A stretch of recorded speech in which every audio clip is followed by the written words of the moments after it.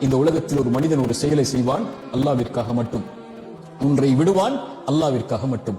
ஏன்? அல்லாஹ் என்னை பார்த்துக் கொண்டிருக்கிறான் என்று. அவன் அல்லாஹ்விடத்திலும் படைப்புகளிடத்திலும் எல்லா விஷயத்திலும் அழகிய முறையில் நடந்து கொள்வான், அல்லாஹ்விற்காக மட்டும். தன் பெற்றோருக்கு பணிவிடை செய்வான், அல்லாஹ்விற்காக மட்டும்.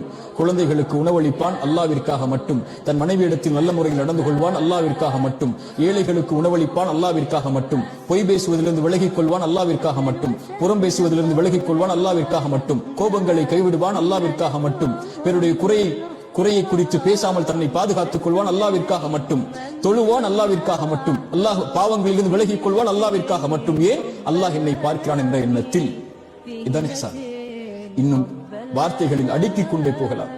இஹ்சான் உடையவர்களை அல்லாஹ் நேசிக்கிறான். அஹ்ஸினு, அழகிய முறையில் நடந்து கொள்ளுங்கள் அல்லாஹ்வோடும் படைப்புகளோடும். இன்னல்லாஹ யுஹிப்புல் முஹ்ஸினீன், அல்லாஹ் அந்த முஹ்ஸின்களை